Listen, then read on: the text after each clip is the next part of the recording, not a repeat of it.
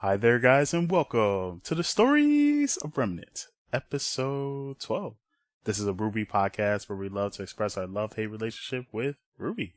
I'm, of course, your host, Efocutioner. And, of course, I have my other host with me, the nobody with a heart, WraXden Cosplay. Oh, thank you very much, Efocutioner. Oh, you guys, I just came up with a new nickname for Efocutioner. He is now the Yamcha of the RWBY universe. So, yeah. He right, told me that. If Yamcha happens to be top tier and Dragon Ball Fighter Z. Sure, in a video game, that's going to be But released, at the same time, I don't know where you got that, and I've already got a nickname. It's called the Console Pimp. The Yamcha? I thought you were called the Yamcha or the Yajirobe. Yajirobe did kind of save the world. Oh, twice, the one time that most people forget. Actually. Yeah. How was he against Beerus? Yeah, exactly. So anyway, guys, we are talking about Volume 5, Chapter 12, Vault of the Spring Maiden. Ooh. Alright, so we're actually going to see the vault for once, right? Yeah. But let's start in the beginning. We got a battle going on, and I'm going to the most important part of the freaking episode. Oh, come on, man. We gotta say that. We gotta say that. We gotta build up to it. Got double teamed, and I was not too happy about it. Oh, come on, man. Come on. That's not fair. That is definitely not fair. Emerald and Mercury had to team up on Yang. I'm pissed. That is the worst part of the episode. I'm talking about it right now. I think that's bullshit. How dare they? Whoa, what's wrong with that? What? I thought you like a challenge. You're one of those people that loves a challenge, man. 2-on-1. You love that kind of challenge. Oh, where the hell did you get that from? What, I've known you where your in the whole Carmen life. San Diego did you get that? You love challenges, so why would you want that to apply to Blake? Yang, excuse me. Yeah, first, yeah. How dare they? But no one should double team my Yang like that. That sounded dubiously. I'm gonna need you to get your head out together. But anyways, besides that part, she was getting her butt whooped. I mean, no, she was not. She was faring pretty well. Are you kidding me? She was getting punched and kicked. Are you kidding me? It was a 2-on-1 disadvantage. Yang was doing okay. She was getting her butt whooped. But besides that, Weiss is fine. As I told you guys last week, what did I say? What would be the 3 choices? Option number 1 was correct. John's new power is the ability of healing. Although, it's not really healing. It's just like a weird little aura that seems to... I think we can safely assume it's going to heal her. To say that Blake's gonna... not Blake, excuse me. Why am I thinking of Blake? To say that Weiss is gonna die, get killed off permanently, are you kidding me? Pyrrha dying was bad enough, okay? And there are so many fans. Even to this day, I've talked to them in conventions, in person, online. Most people do not like Pyrrha being dead, okay? If they had the chance, they'd revive her just like Aerith back in Final Fantasy VII. Well, first of all, Aerith is part of the live stream, so she's not really dead. She's alive. Okay, how about physically back alive in the mortal plane? How about that? And Pyrrha is still technically alive in RWBY Chibi. Until I see her in the real canon RWBY world, not RWBY Chibi. Well, guess what? And everyone's fighting in the main hall of Minstrel Academy. Although let me just go real quick. I want to speculate. I'm putting this out there before anybody tries to correct me. Although we did see John basically surround Weiss in this weird little aura shield, it could be that he's healing her, or it could be that he's rewinding time back to before Weiss got hurt. Rewinding time? Now, possible, but if we're basing this off of, Jean Arc is based off Joan of Arc, in French history times. And I think, I don't know, maybe? I'm just putting it out there. Possible. But now we can go back to the fight. But anyway, we're going to see it, and by the way, Lionheart has revealed to Hazel that, Ozpin has already reincarnated. He's that kid. And then Hazel gets into a friggin', what was it, berserker mode? So what Hazel did was he took some raw dust and he decided to, inject it in himself. Basically, it's dust steroids. Literal dust steroids. Cocaine, whatever you want to call it. Dust steroids. Ooh, dust steroids. I combine dust and steroids. There we go.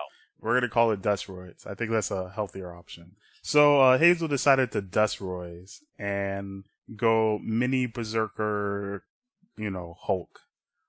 Yeah. Nah, I don't want to call it Hulk. I'm going to call it Solomon Grundy. He decided to go a little Solomon Grundy. Yeah. I'll give some DC fans some love. Yeah. Yeah, they need it these days. But yes, they do. Yeah. But yeah, and then he goes on it, and it's like, I was like, oh, we finally see some emotion from Hazel. And he's personally pissed off at Ozpin. And he's like, and we're like, well, why? But why? This entire time, we know nothing about you other than your name. But they're like, yeah, so I guess that's what he does. He puts Dusteroids into his body and goes into a Berserker Rage because why? Well, it turns out that, his younger sister was a huntress at Beacon Academy and she died on a mission. That's it. That's it, folks. That's literally it. Ozpin, I blame you for my sister dying on a mission because of her, of her action to not be good. I know. Maybe your sister should have learned how to dodge. Maybe that's... actually, that could be Ozpin's fault. Never mind. That could be. I don't know. We don't know. But to the best of our knowledge, based on what we have of this episode, Oscar... so Ozpin was like, hey, let me take over your body. I want to try and convince him otherwise. But Oscar's like, no, I gotta learn to fend for myself. And it's like, wait a minute. But your sister, she applied for the academy and she enrolled. She made a choice.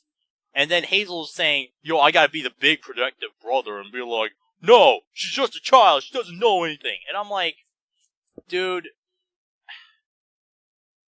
Look, man, I respect that. I understand. Yeah, I do get that as well. But at the same time, but you gotta let that younger sibling, do their own thing.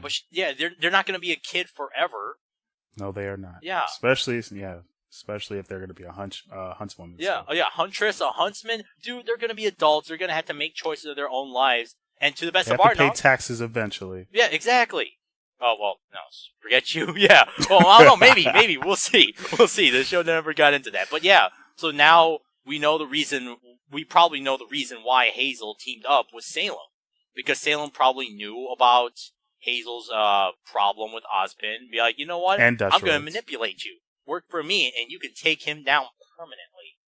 And free Dusteroids. Free Dusteroids, yeah. I'm pretty sure she's the one that supplied him with those Dusteroids, man. Yeah, grade A Dusteroids. Exactly. And then, of course, I was talking about, Yang doing okay against Emerald. Okay in quotation marks, people. And there is no quotation marks. Yes, there is. Yang is a badass. Yang, she's fine. Efocutioner is obviously a Yang fanboy. So. And you're clearly a Blake fanboy. By the way, you keep mentioning her. Well, yeah, why not, man? Well, what's the term? Bestiality? Yeah. So. Oh, I was... Okay. we can also talk about the real reason about Blake, but later. But yeah. And then Lionheart activates the thingy for them to go downstairs. I'm sorry, not Lionheart, the Cowardly Lion. Yeah, the Cowardly Lion. That. And I gotta say that. By the way, apparently the vault to the entrance of the entrance vault is right there in the main hall of the academy. Yep, folks. I'm like literally right there in the open. All right, fine. What's the best way to hide something? Right under your nose. Well, damn right. And speaking of right under our nose, a big secret definitely held under our nose. We're not going to get to that. I believe there are a couple of other things as well. Like, what else happened? Look, okay, so, before we talk about it, I just want to go through the episode real quick and be like, RWBY we did not. Okay, so now we can talk about the big thing. So, when they down to the vault, it was Cinder, Vernal, and Raven. Okay, it was those three. Everybody else was fighting upstairs. And we covered Weiss, we covered Yang, and Ruby's fine, by the way. Yeah, Ruby's fine. She said, hey, guys, protect John. I'm going to go protect my sister. Ren, you go help Crow. Ready, break. Yeah, exactly. They're all fine. But now we're getting to the big meat, the big part, the big reveal of this episode. And that is that I'm a part of RWBY now. Yeah, thank you, Rooster Teeth. I'm an official character. I wish, but no, that is not it. That was the weakest introduction. You had to do a better build-up, man. It is. It's called a better build-up. Just ask your mom about it. No, I'm just kidding, man. Very, very that's unexpected. But yes, we were talking about the big reveal. Efocutioner, what is the big reveal of today's episode? That Yang is the best character of RWBY. quotation See, marks. now that is a build-up. See, that's how you build it up. Because if it wasn't but no, the biggest build-up of the episode was the fact that we found out that Vernal is not the Spring Maiden. It is actually Raven this whole entire time. I'm like, confirmed, 100%. It is not Vernal. Raven is the Spring Maiden. So, me and WraXden were talking about this before the episode recorded, and WraXden was very surprised by this, and he was like, he never saw this coming.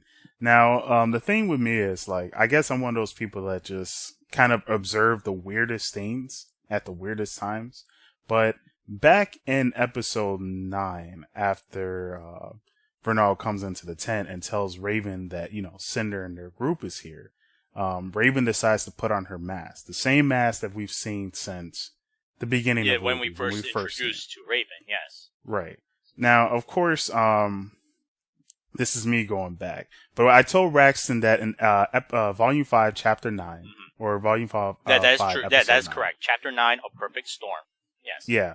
That when they when they both come out and they're out there, and when Vernal when Raven tells Vernal to show her powers, Vernal closes her eyes, extends her arms, and then we see the sky, change and wind and stuff like that. And WraXden was paying attention to Vernal so much that he completely missed the fact that Raven, throughout that whole entire period, had her mask on.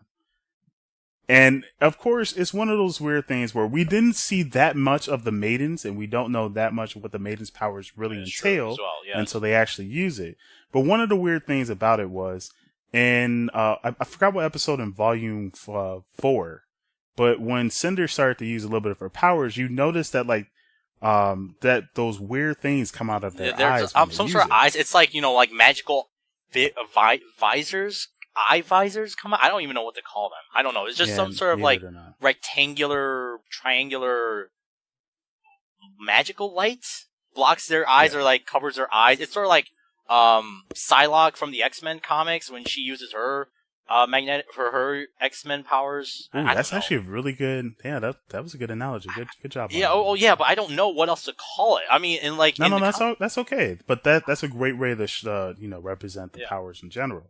But the whole point was, we didn't see that with Vernal. Now, of course, I put that as a question mark back in volume, Chapter 9, but I didn't really mention it on the show because I was like, well, maybe that's just, if you have full mastery of the Spring Maiden powers, maybe you can reduce the amount of, the eye things popping out. Because that could be like a quick way of, releasing attacks really fast without them paying attention and noticing. In fact, if we pay attention to when Cinder uses her ice attack on Raven towards the end, we barely notice the eye change thing really fast. So that's what I was thinking, like, okay, well, that could make sense. Maybe Vernal just has a really good mastery of her powers that she doesn't need to use. Why not? She's been training it for 10 years. Or, excuse me, the Spring Maiden has been training for the last 10 years. So exactly. So that's why. But the whole point was when we saw the mask on, WraXden was like, "Oh, I can't believe I never noticed that." And then I was like, "Yeah, that was probably one of the few signs." But also in Volume 5, I believe it was Episode 1 or Episode 2, when Lionheart talks about how he had the Spring Maiden at his academy until the fact that she just left for some random reason. Yeah, she just left. It's like she couldn't stay there anymore, and she's been gone for 10 years. And then later on in Volume 5, Chapter 10, should have been another clue for us, but it was one of those things where we once again, I'm pretty sure everyone else assumed that because, the Cowardly Lion has been friends with Ozpin for so long and with Crow that maybe they knew each other from their childhood years, but that might not have been the case. Maybe they could have met each other at a later time. But it's the fact that when Raven snuck in and Lionheart saw her, he wasn't even the least bit surprised, and it was just a very easy and very calm conversation, which also could lead into the fact where it was like, once again, we were shown that maybe that Raven was a Spring Maiden because of their interaction and how he was just like, whatever. Yeah. I don't know. So. It's entirely possible now, especially with this big revelation. Holy crap.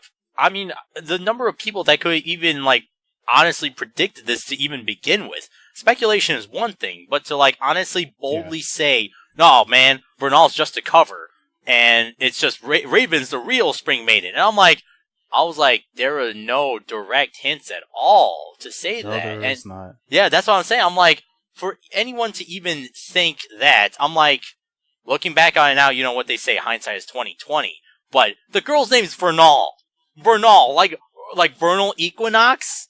So, you know, when winter turns into spring.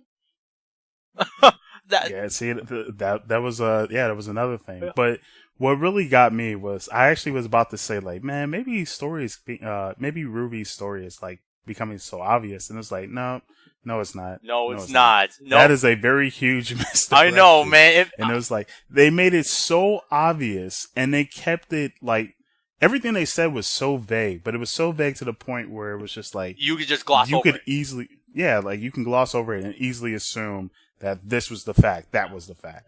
And instead, we all got through for a 180, and boom. That's so Raven, though. I know, right? Now I guess Efocutioner's meaning of That's So Raven has much, much, much more meaning now. Other than just a reference to that one Disney Channel show. But hey, that was a really good Disney Channel show. That was. But besides finding out about the part of, you know, Raven being the Spring Maiden, which is really huge, the scariest thing we found out, and this was something that I was surprised by, but I didn't want to say anything, and me and WraXden even talked about it too, and even WraXden was like, well, of course, why not? But it was the fact that Cinder tried to kill Vernal in order to take the Spring Maiden powers when it was Vernal. Oh, exactly. And by the way, I just want to say this out loud as well. If anyone is a RWBY fan thinks that, oh, why would Cinder get all the powers of the Maidens? I'm like, oh, come on. That no one should ever be surprised by that kind of thinking. I know, but see, WraXden, it's so obvious of a thing that it's just like you wouldn't expect it to really happen. I wouldn't be surprised if anyone didn't think of that at one point. Oh, yeah. We just probably all made excuses for it. Oh, it's like, oh, possible, yeah, but I'm saying if someone ever thought that, like, oh, that's not possible. Oh, Cinder doesn't have that capability. I'm like, Cinder definitely has those kinds of dark ambitions. Okay. For her. Correct. She has those dark ambitions. Yeah, that's what I'm saying. I'm like, yeah, so, and no one should ever be surprised she likes killing Vernal. Which, by the way, okay, I want to say this out loud as well. Is Vernal even her real name now? Is that girl's name even? No, that could be also a code name. Maybe that's what really confused us and really, you know, drove home the point that was the Spring Maiden. Yeah. Maybe that was a cover name. As well. Maybe Raven is a cover name. Is Raven a cover name? I mean... Maybe Crow is a cover name. By that logic, was Crow also a cover name as well? I think Crow can turn into a Crow, and Raven can turn into a Raven. I don't know. I'm just saying that name Vernal, like, completely threw vast majority of people... I'm willing to bet good money that threw the vast majority of people off. Because even if you had inklings back in chapter 9, like Efocutioner did, like, okay, but that's over speculation. Now you're just like trying to make a mountain out of an anthill. So, but look, at this point, if anyone thought that, you know, Cinder not being able to take anyone. Oh no, not that. I'm not talking about that. I'm talking about. I'm switching over gears to Raven being the real Spring Maiden. That's just really hard. Like, I would be impressed if anyone even came up to that, and I would love to hear your logic. Yeah. In fact, if any of you listeners have that same logic, comment that at the bottom. Please. I'm really seriously, curious. Efocutioner and I will read your comments because we legitimately want to know how in the world could you have ever possibly have thought that without ever watching chapter 12. I couldn't think of that. No, Efocutioner, don't be bashful. No. Efocutioner did speculate that tiny little bit, but he was smart enough not to boldly say and talk about it because that is making a mountain out of an anthill. And for someone to even do that, holy crap! I don't know. There just wasn't enough anthill. But I do want to go back. Yeah. I do want to point out to the fact of the whole, the theory about any maiden be able to have more than one power at once. I think there's a certain condition to it And I think that Salem knew what that condition was. So here's the thing, and I'm putting this out there speculation. I think Cinder, if she does beat Raven, which I would be really shocked by that, but if she does beat Raven, I think that she will be able to take the Spring Maiden's power, and I believe that she might be falling. Cinder. Oh wait, Cinder is. So you're saying if somehow by random chance Cinder beats Raven and takes the Spring Maiden's power, and she would now have the Fall and Spring Maiden powers, that there would have to be some sort of condition to that. That's what you're saying? I believe there is. So I think it's more like, and I'm gonna go into the One Piece Devil Fruit rule. If you guys have never heard of One Piece, just Google it, but I'll give like a quick synopsis about the power. So there's these things called Devil Fruit where, if you eat it, you get like certain powers, based off of what the fruit is. Unfortunately though, not one person cannot have more than one devil fruit. So if you were to eat 2 devil fruits to get 2 different powers, you couldn't, because your body literally couldn't handle it and it would explode. Now, I'm not saying that's the same condition for anybody who were to try to get multiple powers of the, maidens, but I'm saying there might not be it wouldn't work in general. Yeah. But I think it would work now for Cinder because of the training that she had with Salem, because I believe Salem knows about the conditions of these maidens, and I believe that she's been around a lot longer, and she has kind of proven to Cinder and a few other people that these stories are actually real. Oh yeah. So definitely. I believe that Cinder's training with Salem may have allowed her to condition. So she might be like Blackbeard, who is a character in One Piece who throws the rule right out the window, because he's eating a devil fruit that allows him to be able to eat multiple devil fruits and to be able to use their power at the same time due to the condition of the one devil fruit that's within him. So one of the reasons why I say that Cinder might be able to use different Maiden's powers is because of what she's now able to do. Like, I believe because of her left arm, if you saw it, and how she killed Vernal, is the left arm of a Grimm. And I think there's something special about her eye too. That's why I'm like feeling like there must be a condition now that she could actually take these powers and use these powers. So I think she could actually be able to contain all 4 Maiden's powers within her. Oh, Efocutioner, you just came up with you just reminded me of something else. Okay, so in Cinder, as you guys know, in Cinder's current appearance, her left eye got hurt. But Did we all assume that it's because of Ruby's attack back in the end of Volume 3? Yes. But what if it wasn't? Yeah, I know. That's why I say the left eye. Now, the left arm, I definitely... No. Because she even admits that her left side was throbbing. Her left side, she was mostly, feeling the arm when she heard about the throbbing, like, Ruby's here. When Ruby started to activate her power, did you see when she was on her knees, she was grabbing her left arm? Yeah, I remember that. She wasn't touching her left eye. She was touching her left Yeah, see, that's what I'm saying about the left eye thing. That's why I said the eye. Yeah, shit, because you're saying that it's potential that she hurt her left eye, not because of Ruby, but probably because of her training with Cinder. There could be a certain condition off of that. Yeah. So it could be because of the training. Oh, yeah, or it could be because of Ruby, but something was implanted in the eye. So that's why. But I mostly think that the Ruby injury was the arm, because she grabbed the arm. That definitely. And I think the eye was something else. And then Cinder, not Cinder, then Salem was like, "Here, let me give you a Grimm arm. Here, that could be another reason why her left arm is covered." Yeah. Which was another thing, because I was like, I don't think that left arm was just nothing. I think there's something there at that left arm, but there must be she's really saving it for a purpose. But the main thing about it, though, is just the eye. And that's why I said, I think now, the scariest thing is there is now a person that can handle all 4 Maiden's powers. Potentially. I believe that you couldn't do it before. Because I'm speculating based off the story. Yeah, exactly. Based on what we have right now. Yeah. Right, but I definitely believe that with the condition now that Cinder could handle all 4 of the powers. Yeah, exactly. Otherwise, if she knew it was impossible, I don't see her ever even attempting to do that. And Vernal would not even be dead.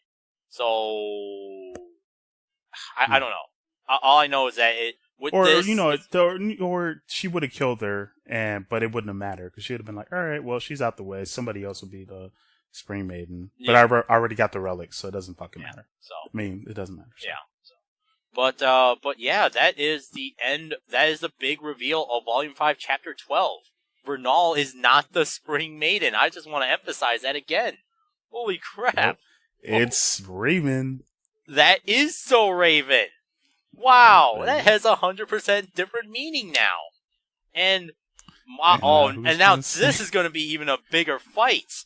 Most of us thought Cinder versus Vernal was going to be a bigger fight. No, Cinder versus Raven. Oh, jeez. My money's on Raven, but I really hope that she doesn't die, because if that's the case and my theory gets proven, then I'm going to be like, oh, crap.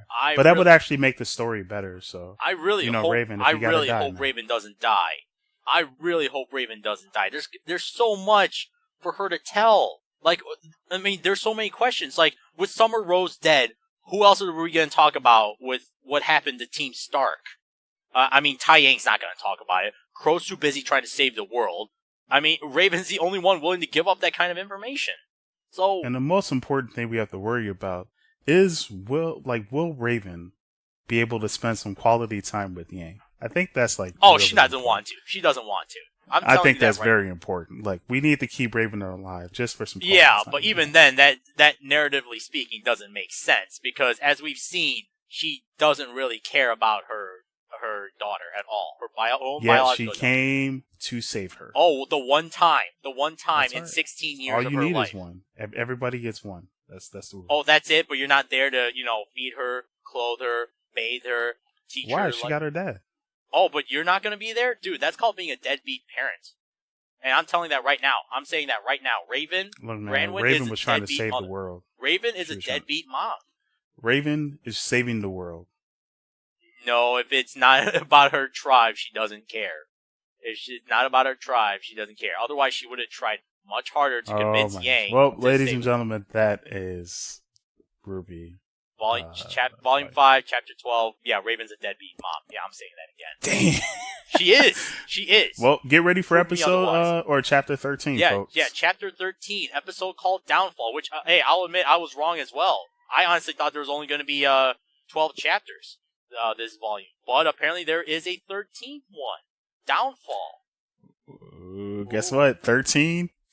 I guess that was my Final Fantasy, right? Let's not talk about Final Fantasy 13. We'll save that topic for some other day. But we are not going to talk about 13. God, no. God, no. Greatest Final Fantasy. Well, not all time. Well, but greatest? Yeah, you forgot. Like greatest on the PS3. The greatest on... No, there are better Final Fantasies than that. Anyways, though. But yeah. Quick that was that, and we are off to the last portion of Wait. Quick side note, though. I'm very disappointed with BlazBlue's tag battle. Oh, yes. BlazBlue cross tag battle. Today, they just released the launch roster trailer for it. And the reason we're talking about that is about some random anime fighting game is because... RWBY characters are in that game. Well, yeah, that kind of is the most important. Yeah, but that's why I'm explaining it why. But we're talking about it. And then, apparently Blake Belladonna is not going to be part of the launch roster. Nope, she's effing DLC. Yep, she is DLC. What the heck? So, apparently she and 19 other characters will be DLC. Which will be Yang. And Yang will most likely be very upset about. Yeah, only RWBY and Weiss are part of the main 20-character roster. Wow, that is small. Yeah. Oh. Yeah. Wow, that is even worse than Marvel vs. Capcom Infinite. No, Infinite? I was thinking Ultimate Marvel vs. Capcom. I was thinking of Marvel vs. Capcom 3 Incident, where all the characters were on disc, already on there, and you just needed a small little... 30 or 45 kilobyte that's only code. 2 DLC characters. No. It wasn't 2. It was all of them. Virgil and the rest of them. You mean the characters that were in Ultimate? All right. We're getting off topic. They were on the Marvel 3 disc. We're getting off topic. Yeah, sorry. So, anyways, though. But she's DLC, and most likely Yang will be DLC as well. So, but yeah, anyway, and that's cross tag battle. And now we are off to the last portion of today's episode. Yes, so I'm going to go into the pun of the week for Barbara Dunkelman. Hope you're coming to C2E2. We want you to come to C2E2. To come to Chicago in general, again. So, please. Yes. So, I have my pun of the week for you. It is, did you hear about the guy who got hit in the head with a can of soda? He was lucky it was a soft drink. A salt drink? No, soft. Oh, Let me say it one more time. Did you hear about the guy who got hit in the head with a soft can of drink. soda? Oh, okay. I thought you said a salt drink. He was lucky it was a soft drink. Okay, soft drink. Okay, I thought you said a salt drink. I'm like, they put No. salt in sodas now? Even then, it'd be like, even if I said that, it'd be like, well, he was lucky it was an assault drink. But no, but it was a soft drink. A soft drink. But I'm saying it. Okay, see, that makes a lot more sense than a salt drink. Yes, soft drink. Ha ha ha ha. This is my Japanese level. So, yes. I can't. I guess that's semi-wrong, but you are Korean, so I mean. I know. That's horrible. A Korean guy that can impersonate a Japanese character. Oh, man. And then they do that on TV, too, so it's like, I don't even know how to feel right now. I know. Same thing my family does as well. But yes. I think you should send that. I think that's a worthy pun. Okay, well, it's already sent. Oh, okay. Of course, guys, thank you so much for tuning in. Thank you for listening. We are out of here. Yes. And of course, may the yang be with you. Yes, and if you like this video, please remember to like, comment, and subscribe. If you guys want to hear more about Efocutioner's views on video games, check out his podcast, Chronicles of Gamers. And let's see, we'll see you next week when we talk about Downfall. Ooh. I don't like that. Downfall. Guess what else is going on the Downfall this episode, because we're cutting it off?